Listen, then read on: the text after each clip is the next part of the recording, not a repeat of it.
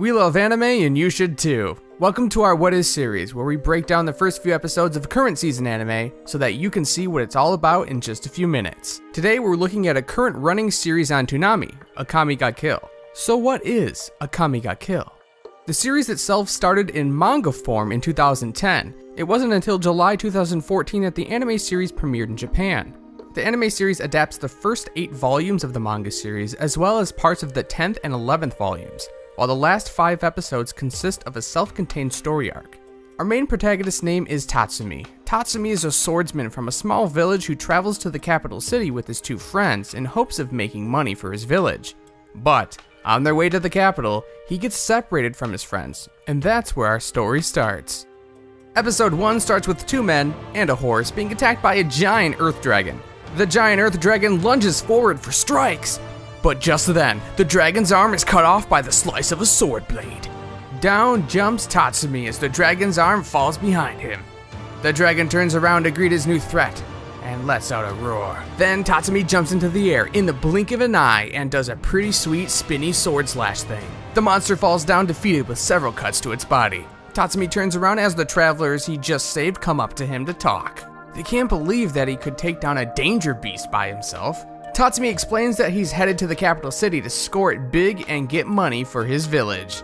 The travelers then explain to him that the capital city isn't exactly what Tatsumi thinks it is, and that it holds monsters far more sinister than any earth dragon. Tatsumi thanks them for their warning. He explains to them that he can't turn back, he's just come too far, and he's gotta save his village. Tatsumi finally makes it to the capital city. He can't believe how different it is from where he comes from. He heads over to the barracks to fill out the paperwork to join the capital city military. Tatsumi isn't very excited that he's got to start out as a grunt. He pulls out his sword in front of the receptionist and he insists that he starts as a commander. He then is thrown out of the building. The receptionist explains that the city is in a recession and they can't just hire anyone who walks in. As Tatsumi sits and wonders what he's going to do next, someone comes up behind him. He looks back and sees a woman looking over him. She asks if she can be any assistance to him. She notices that he came from outside of the city and wants to help. She says that she knows a much quicker way to get government work. All Tatsumi has to do is treat her to lunch. After a few drinks, she explains that there are 2 things he needs in order to get work from the government: connections and money. She says that she knows someone in the military and can get that person to hire Tatsumi if she throws a little cash his way. Tatsumi then pulls out a large bag brimming with the gold he obtained from killing danger beasts and hands it over to her. As she leaves, she tells him to sit tight and she'll handle the rest. So he waits. And waits.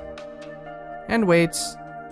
And waits even longer until the bartender tells him that the bar is closing. He also tells him that the lady that was with him earlier was just trying to steal his money and that she wasn't going to come back.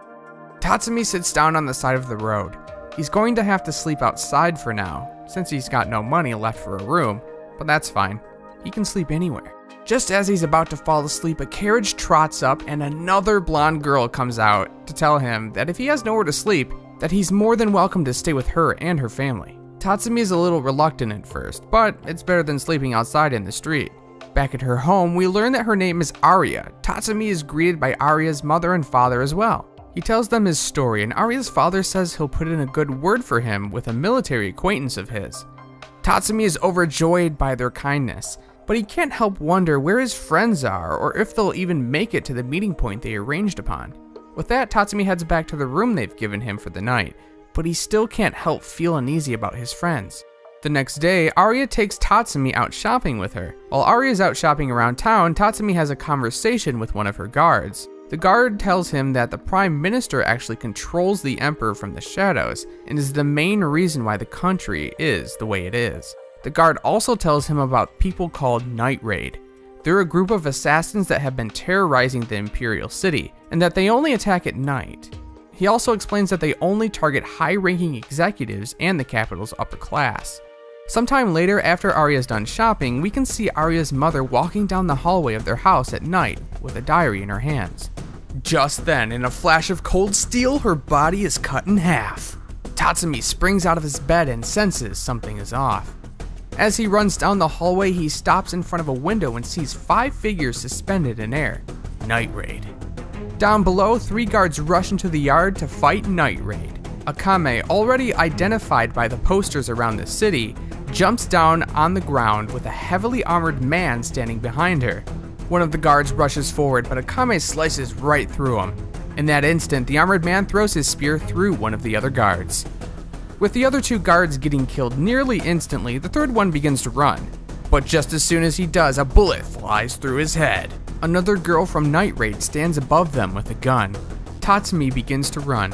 He's not sure what to do. Those guards were wiped out in an instant, and at the very least, he should probably protect Arya. Arya is being escorted through the woods by one of her guards. They're trying to get her to the storehouse where she might be safe. That's when Tatsumi arrives. The guard tells him that Arya and himself will seek shelter in the storehouse until the authorities arrive, and tells Tatsumi to hold off Night Raid until then. But as he says this, Akame jumps down right behind Tatsumi. She dashes forward and says that he's not the target, and jumps over him. The guard takes out his gun and begins to fire at her, but she's just too fast. She gets in close and takes him out with one slice. Just as Akame is getting ready to kill Arya, Tatsumi swings at her, and she backs away. She explains that he is not a target, and that there is no reason for her to have to kill him.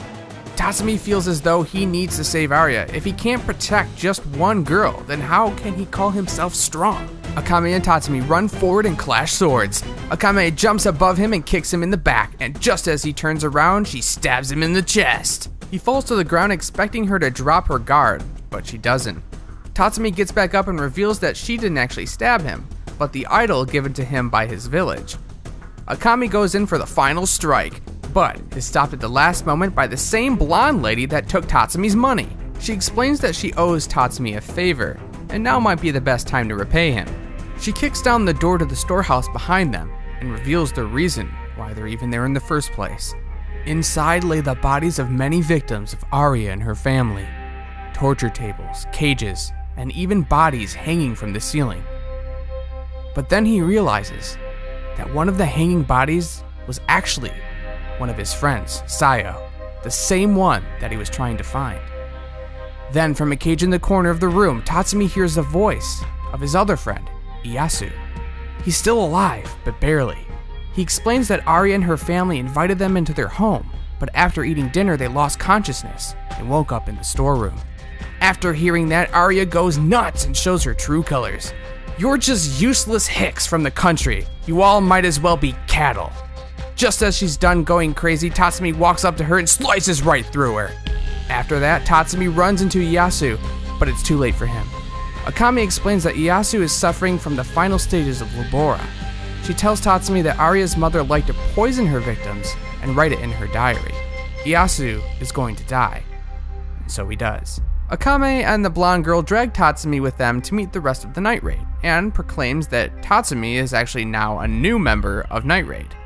And with that, they return from whence they came. Thanks for watching. We hope you enjoyed this video. Let us know what you think about this series in the comments. Check out the other videos on the screen now. You just might like them. This is Fudgetruck. I'll see you guys in the next video.